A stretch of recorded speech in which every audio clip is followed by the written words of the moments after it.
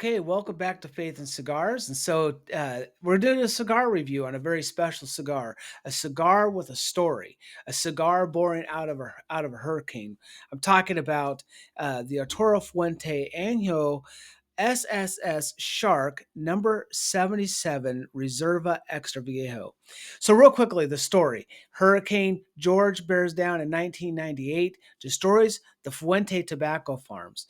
So, what they did is they took their tobacco they had on hand, aged Dominican tobacco, which is the core of the Opus X, right?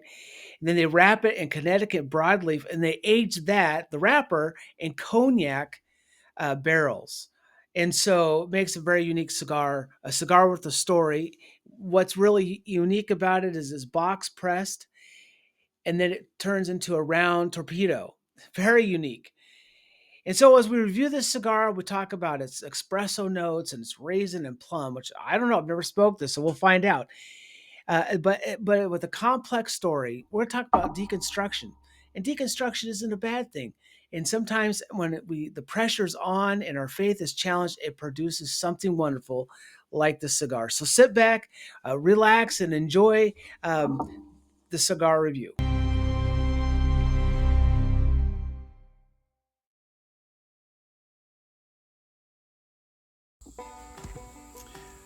All right, welcome back to Faith and Cigars, and I'm in my Mobile Cigar Lounge, and today, as promised, we're going to be reviewing the Arturo Fuente Añejo SSS Shark number 77 Maduro, and then on the wrapper, which may be hard to see, it says Reserva Extra Viejo, which means it's aged extra, and so this is a cigar with a story. So this isn't just about an experience and enjoying a cigar, but this is a cigar with that's a beautiful wrapper, and band. So as you know, this has got the filler and the binder have the same tobacco that's in the Opus X, but the wrapper is a Connecticut broadleaf, and it's aged in cognac barrels. So, and then the other thing about this cigar, which I think is really neat, is that it has. I'm trying to take that off there. I don't know if you can see it, but it starts out box pressed, but then it turns into a round torpedo shape, which I think is pretty cool. So anyway, as you know, this cigar has a story. So the cigar is born out of tragedies. So 1998, Hurricane George hit the Dominican Republic and it leveled the Fuente tobacco farms. So what they had, the aged Dominican the aged Dominican tobacco they had, and then the Connecticut broadleaf, and it produced this very unique and rare cigar. And apparently this is only released twice a year, usually around Father's Day and then around Christmas time. So I've had this in my humidor for a while, and I didn't realize when I bought it what a special cigar this was. So I'm really glad I bought it. And then I debated about, well, should I do a review on it or should I collect it? But I decided to do a review because of the story. And I thought what was great about the story is out of the hurricane was born this beautiful cigar. And isn't life like that? And I was thinking about deconstruction, which is kind of like a popular topic right now and in the church. And some people think, well, deconstructors are just deconstructing into liberalism and all this stuff. And I don't think so.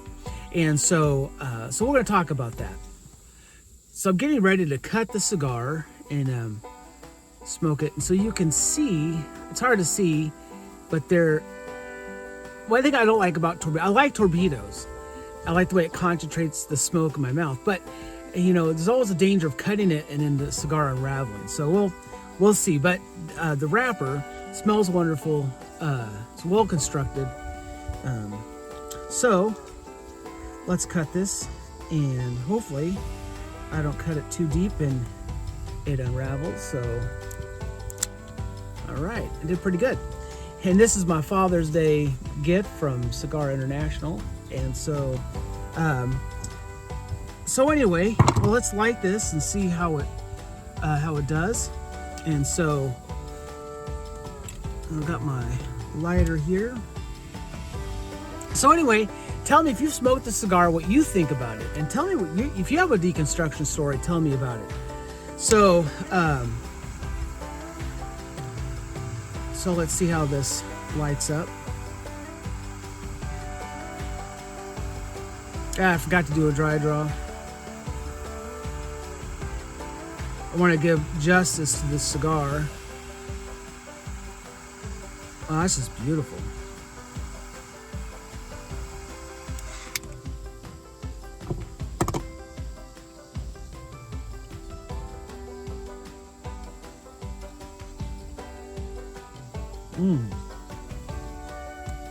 Wow, that really, it says it's medium full, but man, that's a smooth.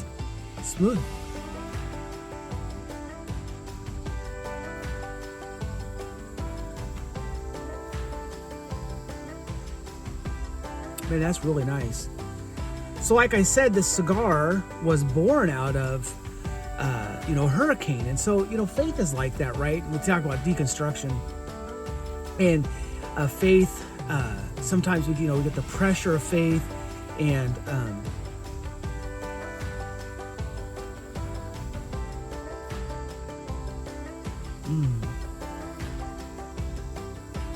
man, that is really good. Really good. I don't think I did such a good job lighting it, which is unfortunate. One of the drawbacks of not having a place inside to do these cigar reviews is that sometimes with the wind, although it's not super breezy right now, with the wind and everything,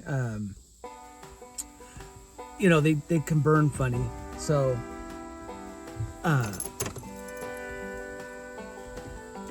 so we're going to talk about deconstruction. And I don't think deconstruction is necessarily a bad thing. And so what I mean by that is,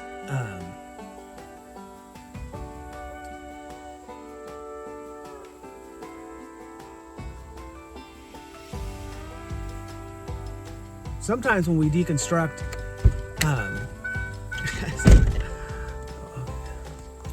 all right, so talk about deconstruction.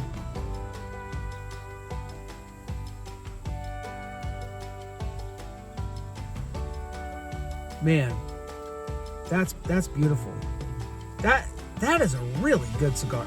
That may be on the initial. That may be one of the top. That may literally be one of the top 3 or 4 cigars that I've ever smoked.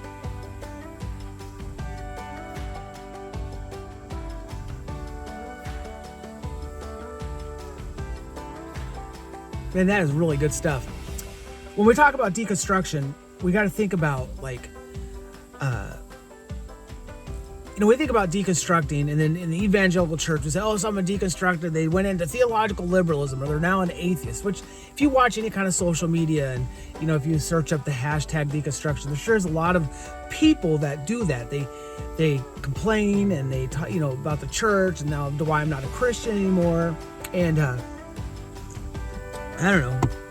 I don't think that's positive deconstruction, because when you think about if you go into a house, a big old junky house, and you gut it all out, and you get it down to its bare bones, and then you can reconstruct it into something beautiful, and it's like an episode of A&E or TLC or something like that. This old house. I don't know if you've ever seen. I remember this episode of The Old House where they actually raised an old building and they redid the whole foundation.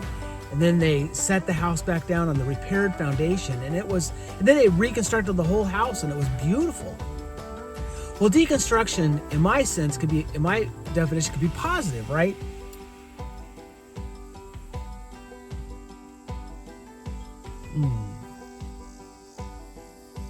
I don't think deconstruction is always bad. And one of the other dangers about being out in the wild smoking these cigars are the bugs. that come and check me out. But so tell me about your deconstruction story if you have one. So I'll tell my own deconstruction story. So it wasn't so much a tsunami of like a hurricane force thing, but life. You go through life and it challenges your perspective, and some of the trite and some of the rote answers that you grow up with from church just no longer work. My son kind of had a deconstructive thing. I went through a divorce, and he had prayed and prayed and prayed, and we had taught him, well, pray and God will answer your prayers, and he believed that, and he prayed and prayed that his mom and I wouldn't divorce, and well, we did. And that really rocked him to the core. And it took him a while to reframe his faith. And so,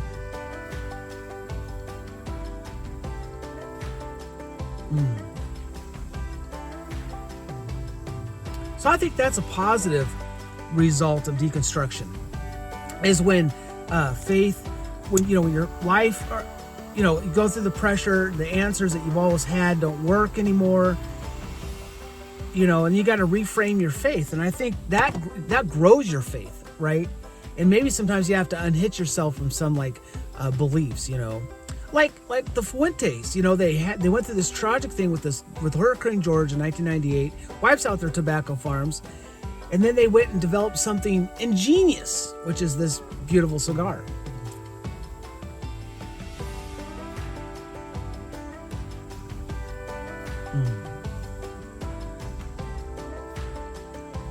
Man, what does it taste like? I get the plum and the raisin that they describe it. Some say espresso and chocolate. It does have kind of a sweetish finish. It doesn't have a lot of spice, not even baking spice, which, for a Maduro, you would think it would, but it doesn't.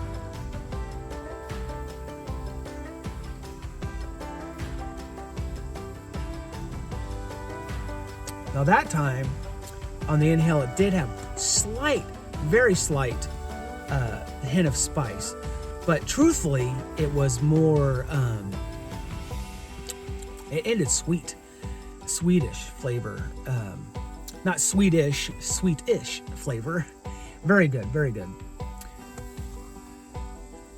This is the kind of cigar that you would savor, for a special occasion, like the birth of a child, or at a wedding, or a bachelor party where you're getting ready to celebrate a wedding.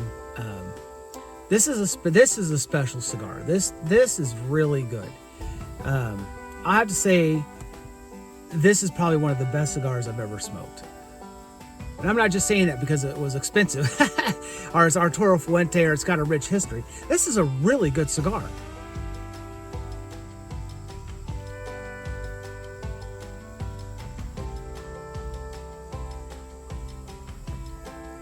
Wow. Well, in my own life with deconstruction, which I have deconstructed some things,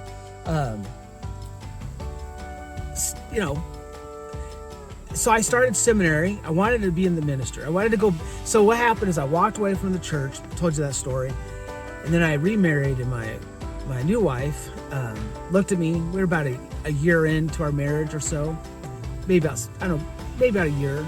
She looked at me. She says, "Why aren't you in the ministry?" And I told her, I don't ever wanted to be back in the ministry. It was so painful, blah, blah, blah, blah.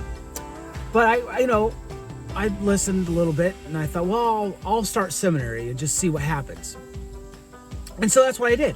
I signed up for a very large seminary, Baptist seminary, and all the entailments that come with Baptist, not necessarily Calvinism, but anyway, so I joined up seminary, thinking that'd be a really good thing.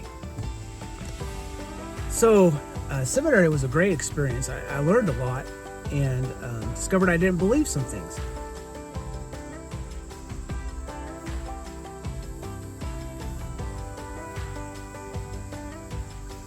The things I deconstructed from, positive or negative, I guess, is some of my evangelical beliefs that I had.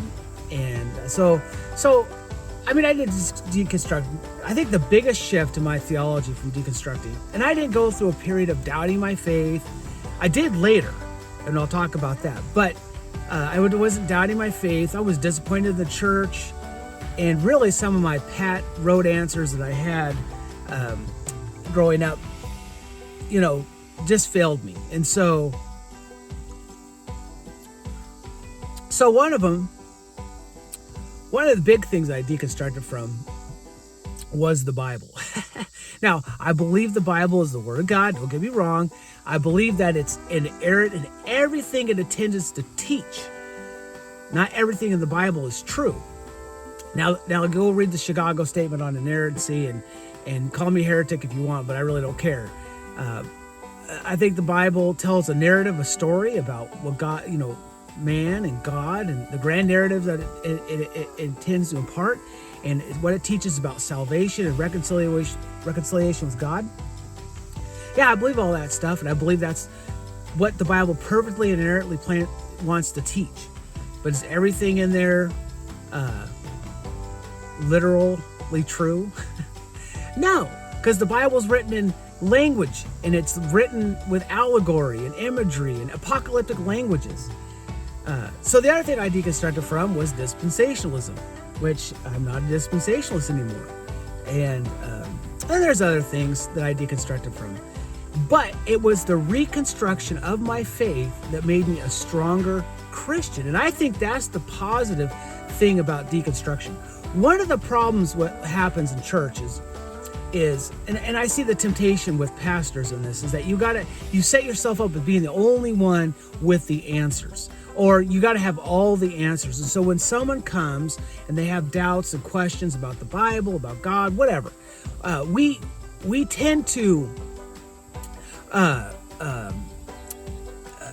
give pat road answers, just off the cuff things that may or may not be true. And so people hear that and they doubt it. The other thing that causes deconstruction, not only just bad answers, is when Christians who are supposed to be the authority, supposed to be the voice for God, behave like bozos. And that is something that people in the church just get so frustrated about. Like, come on, man. Stop acting like a boob.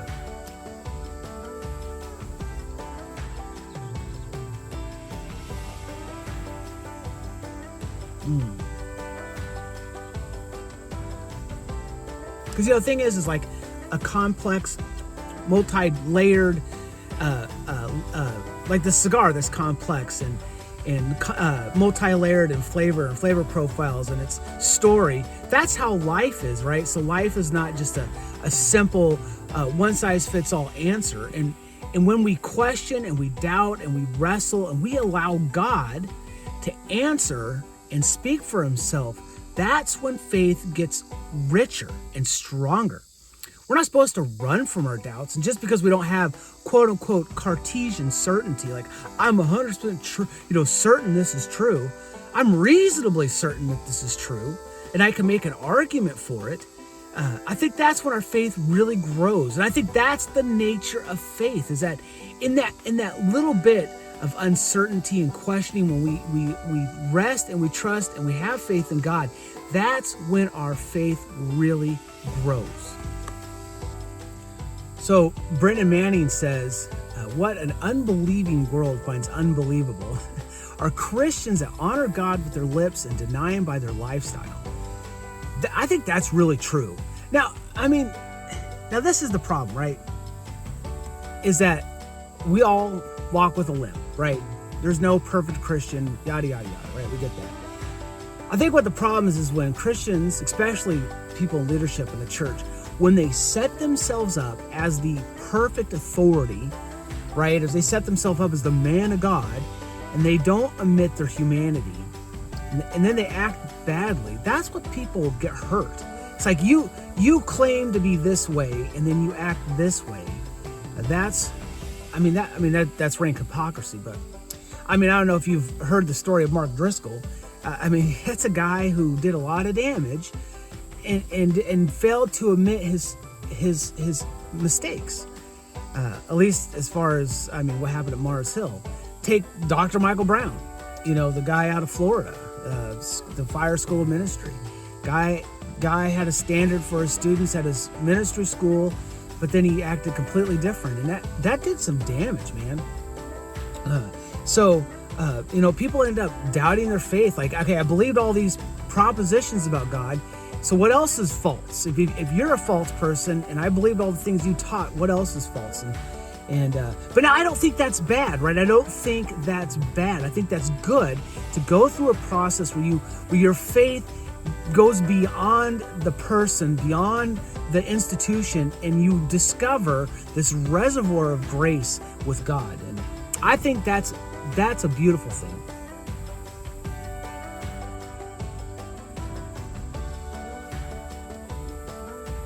Mm. 10 out of 10, I smoke the sucker again. It is so good. And it does not smoke like a full or a medium body. It doesn't have that spice to it. Now the smoke is chewy. The smoke is really good. And now what I like about this is, despite the excuse me, I'll edit that out. Despite the smokiness, I mean the wind and everything, this is burning relatively very even, and it has a beautiful ash.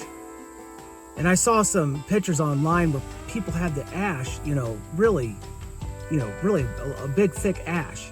And I don't know about you, but I like cigars that really stack up their ash like that, and it really clings on there.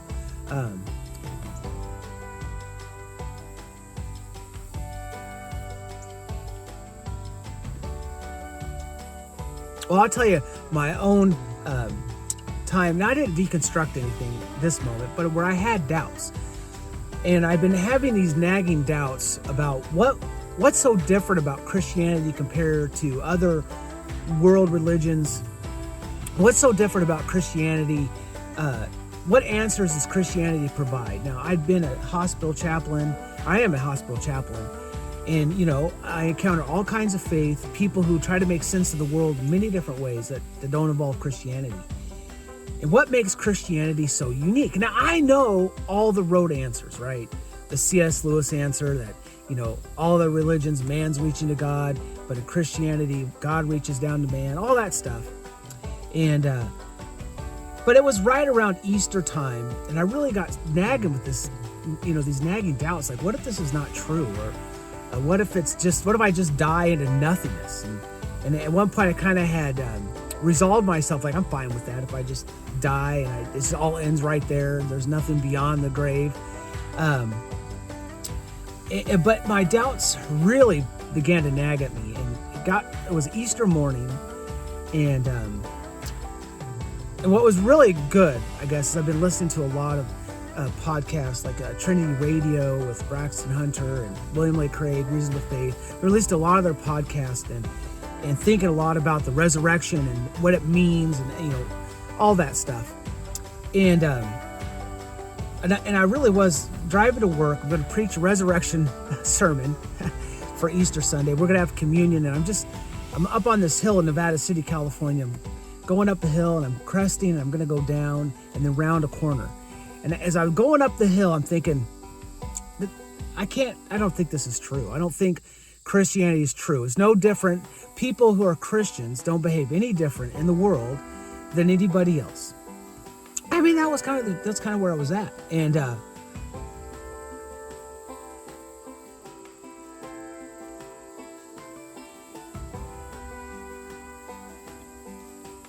so as I crested the hill, and I started going down the hill to turn to the right, the road bends to the right, I started thinking back to some of those podcasts, like, what can I reasonably know is true? And I came to the conclusion that I can make a reasonable argument for the case for the resurrection, and that Jesus was a real person. It's historical, that he died on a cross. That's a historical event.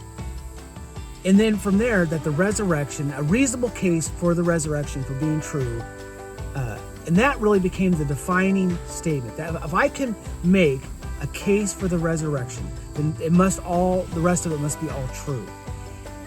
And that really helped my faith. That moment of questioning and wrestling and thinking through,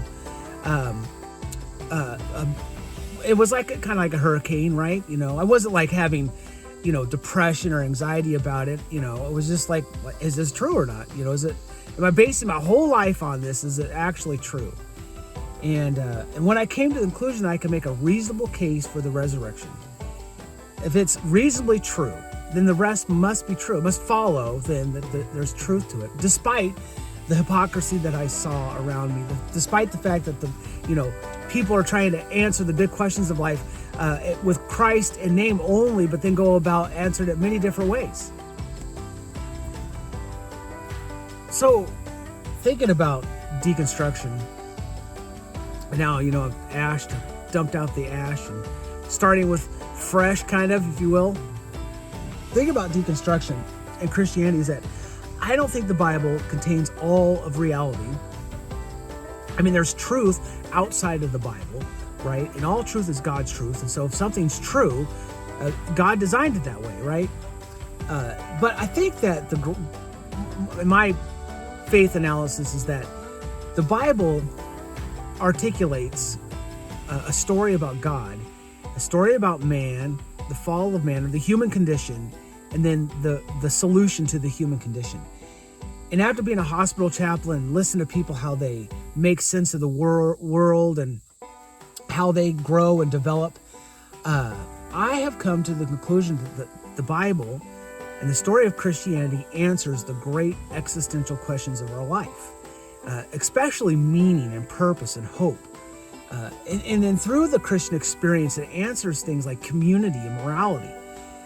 And I think that when Jesus says, "I'm the way, the truth, and the life," what he means, not only is he the true guide, and that he is true and he illuminates reality. I think when he says that it's truth, it's foundational. It's the thing that we can anchor our lives on and find ultimate hope and purpose and meaning.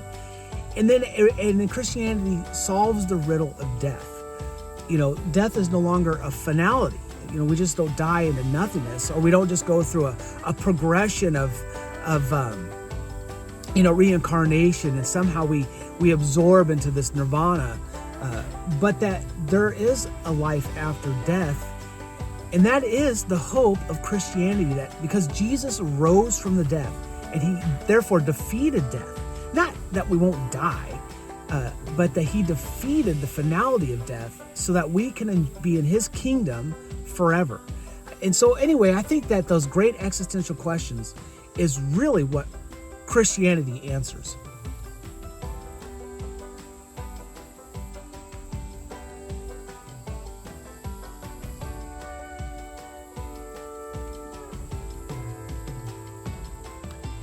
I really think that Christianity, now I'm talking about the broad strokes of Christianity, not denominationalism, not Baptist or Methodist or Catholic. What I'm talking about is that Christianity is a foundation that answers all the grand questions of life. And the central figure of Christianity is Christ. And so it's not just propositional, it's not just a philosophy, it's not just a set of propositions that we follow. Instead, we have a relationship with a living being that can intervene in our lives.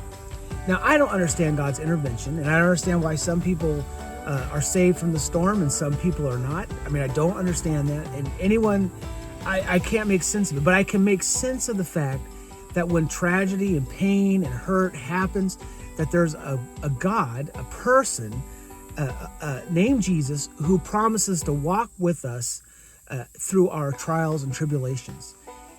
And I think that is really how my faith is deconstructed and reconstructed.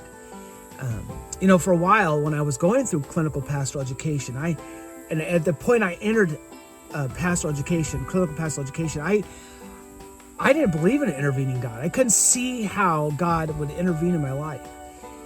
But now that I've had perspective and time, and I've sat with people who have cancer, who are dying from cancer, people who families that had loved ones that committed suicide and have sat with those families or lost children, or even just lost grandma, and they were all close to grandma. And I've sat with people and how they processed and thought and seen how they found hope.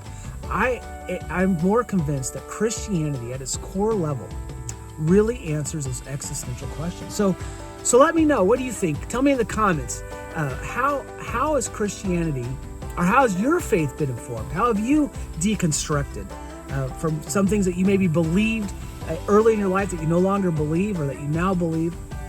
And just because you deconstruct, let's say that you were a young earth creationist, and then you began to realize that maybe young earth creationism isn't true, and whatever, maybe now you believe something different. Tell me about it. Or maybe you believed in evolution and now you are a young earth creationist. Tell me about your experience. Maybe you're like me, you were almost became a Calvinist and you deconstructed from that, and you leaned into your Wesleyan roots. But anyway, this cigar is amazing.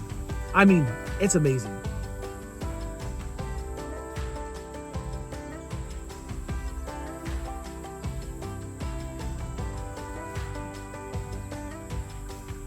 It's one of those cigars that, man, now I'm getting that cocoa espresso taste to it.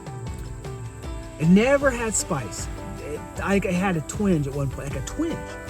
But now it's really, this is a cigar that you can sit on your porch. And I guess all cigars are supposed to be like this, about the experience. But this is like a sit on your porch and just really relax and enjoy the experience. And this is more than just an experience. This is a cigar with a story. So if you like this content, give me a like and subscribe. God bless you.